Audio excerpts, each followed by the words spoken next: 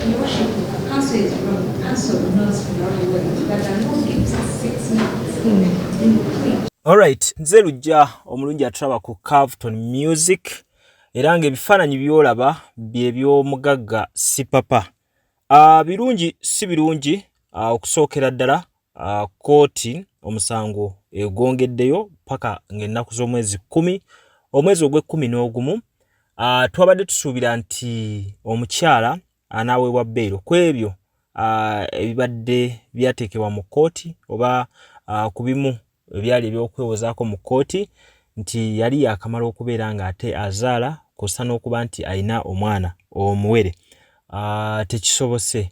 Ekyessanyu Sipapa yafunye balooya abalala oluvannyuma lw'okuba nti abalooya abaasooka mu musango gwe abaagusuulawo olw'okuba nti ssente ezaali zirina okuba nga zivuga omusango zaali tezinnabaweebwa.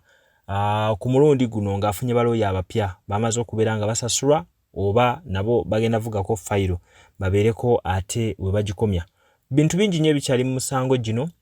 Jjukira nti emisango minene okusinziira ku lupapula nga we gikyagambibwa okuba nti Sipapa yagizza era nga mu mbeera eno omulamuzi tumulabyeko nga ateekawokko embeera nti abo bonna bakyakola okuloonyereza bakozese ku bwangu kuba ebiseera birabise ng'ebitambudde kuba kati tubala omulundi gwa kusatu nga Sipapa n'omukyala we Shamira balabikako mu mbuga z'amateeka kw'ossa n'ebiseera ebyayita emabega we balabikirako mu kaduukulu nga bakwatiddwa.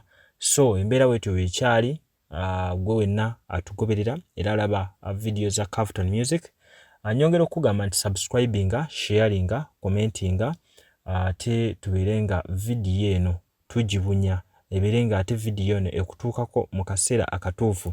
Nga bwe nzija bagamba nti ewabeera amawulire we tubeera lujja tone Carlton Music okutwaliriza wamu ne ttiimu yonna ate nga tubasunsulira ekifaananyi eky'omulembe kw'ossa n'amaloboozi ag'omulembe. Ebyesittaza tetubiteeka ku platform eno. Tukuwa program ng'erabibwa omuto omukulu oba bakadde baffe bonna basika basobola program zezimu. Tugenda kuba nga tubawa byonna n'embeera y'okulondoola omusango guno nga bwe gukyatambula. Details zijja mu maaso awo naye nga tutambula ne ba sponsors ab'enjawulo bensaba osooka olabeko kyonna kye weetaaga mu mbeera yaabo bwe tulanze obeere nga tumanya engeri gy'olina okubeera ng'okifunamu. Carlton Music zerujja. Amanya Geoffrey Tulyamusima okuva ku Maryland Company Advocates. Olunaku lwayo tuzze mu kooti wano e Makindye okulaba nga turepresentinga client waffe weewaba client baffe ababiri Sipapa ne mukyala we. Twafuna instructions last week era olunaku lwayo ne tujja mu kooti. Emisango egimuggulibwako giwerako ng'etaano weewaawo wakati w'ena n'etaano naye we tuzze olunaku lwayo nitutegeeza kooti nti guno mulundi gwa kusatu okulaba nga fayiro eno ejja. Kitegeeza webanga gavumenti erina obujulizi balina obulina okuba nga obujulizi bukoze ki bufulumye. Naye kyennaku ennyo obujulizi tebunabeera kooti neebawo olunaku olusembayo okulaba nga bajja banyonyola kooti lwaki investigations obujulizi balina okuleeta bulina okuba nga buwedde. Ekyokubiri kyenreizinze mu kooti kibadde kikwataganidde embeera bwe eri obuntu. Tujjukire we baabakwata naddala omukyala baamuteeka mu kaguli ka poliisi okumala wiiki nnamba ate ng'alina omwana w'emyezi 3 weewaawo yali tanaweza myezi 6. Olwo tegeeza kooti that eddembe lyabwe ery'obuntu baalirinyirira.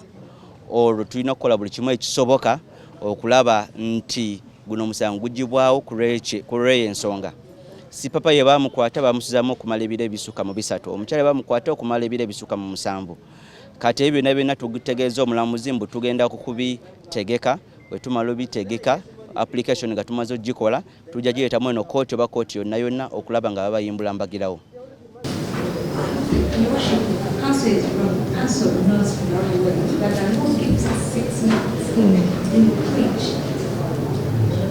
Programu ene kutuswako aba CP Coffee Academy abasangibwa mu UAE, Dubai ne Abu Dhabi nga bano bakugu mu coffee basomesa barista training, roasting ne brewing ku mutendera gwa certificate ate bakuyambako okufuna omulimu ng'omaze okusoma. E Dubai basangibwa ku Al Ansal Building opposite Safiu Tower. Mu Abu Dhabi basangibwa ku Electra Street Cop Building next to ADCB Bank. abeetaaze osobola bakubira ku namba z'essimu eziri wansi awo kossa ne website yaabwe. E Uganda tebalinayo office okuleka Dubai ne Abu Dhabi gwabeetaaga. Ziwa and Sons suppliers w'ebikozesebwa mu kisenge ng'ofuula ekisenge kye ekyenjawulo kirabike bulungi. Gula amassuuka amalungi, bed cover, duvet, mosquito nets, towel ne kalonda yenna agwa mu kkoero. Basangibwa ku Mukwana Arcade n'ennamba y'essimu weeri wansi awo. Kisitu Electronics batunda solar panels sizes zonna ku bbeeyi yonna, amasimu agatayitamu mazzi, flat screens eziriko ne kalonda w'amasannyalaze yenna ow'enjawulo. Ojja funa ekirabo gwe anaabeeyuna ku Hanifa Towers ne ku nnamba y'essimu nga woogiraba obakubireko oba waweereze WhatsApp. Arapex Tire Adhesive and Grout eri ayagala okusiba tayo ze zinywere mu ddiiro ku lubalaza mu kisenge oba mu kinaabiro, oli wa ddwaliro, oli wa arcade oba ekifo kyonna kyoyagalamu obugumu obw'enjawulo olw'ekirungo ekiteekebwamu. Amwetaaze genda mu hardware ekuliraanye Sidin Tile Center ku Salama Road kossa n'ennamba z'essimu nga wooziraba wansi awo ku screen yo. Bakubireko tojja kwejjusa. Mariam Massa mukyala muyimbi, mukyala muzadde, ayambye abantu bangi, alina music mulungi ate nga abuulirira. Subscribinga ku YouTube channel ye Mariam for Children olikinge page ye eya Facebook ku Mariam Music. Amannya gange nze Nsuuga Mustafa, nkola ne Alihira Holdings. Kakati nannyini nnyumba eno yeesiimye nnyo lwansonga nti eno biodigester era emigaso gyayo egigirimu gyagenda ofuna. Ekisooka tagenda keera lunaku agambe nti bannange septic yajjudde nti nno ajja aleeta ekimotoka ate kimuggyako ssente ng'olwedde yagizimba. So biodigester tegenda keera ku makya nti ejjudde. So nawe nkityo ogwo mugaso gwe gusinga kubanga eri gundi yaffe twagikolanga naye ate era still ng'ejja n'ekulya lwansonga nti ebeera etuuka n'ejjula, so etuuka ng'esigala ekulya wadde ng'ate wagiteekamu ssente yo nnyingi. Ekyokulala nti beauty ye egenda vaayo eya compound nti nno pavers zigenda kuva eri engulu yonna gye mulengera paka eno.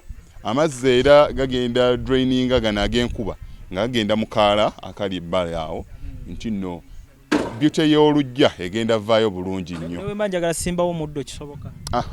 N'oba oyagala simbawo muddo ogwo kubanga kati singa owa kamera waffe akulaga nti nno system ogira nti eri wansi fuuti bbiri. Kweno level kwe tuyimiridde. Wansi fuuti nga bbiri. So omuddo kakube guyina emirandira gitya guba gujja mmera. Yes. Bannange tetukolera bagagga bokka. Ate era tetukolera tetusijja bayita baavu. Omuntu wa wansi omufuna mpola. Fenna gye tuggwa. Nange ndi mufuna mpola. So sikolera bantu sina kika kye ngamba mbuno nno nkolera baneeno. Wabula buli omu era buli omu nga bwozze bwe tukola ki bwe tukwata. Kati Alihira Holdings Uganda Limited tusangibwa Kamoocha, Prince Charles Drive, Plot 45. Kamoocha we wali offices zaffe. Tuyina namba z'amasimu esooka ya Airtel 07017 66992 neya MTN 0789 224230. Abasinga batumanyira mu biodigester kuba bwe tuvudde nnyo mu kamera naye nga baklanti baffe abapya n'abakadde bagenze bakitegeera nti no ne general construction yenna mwetuli.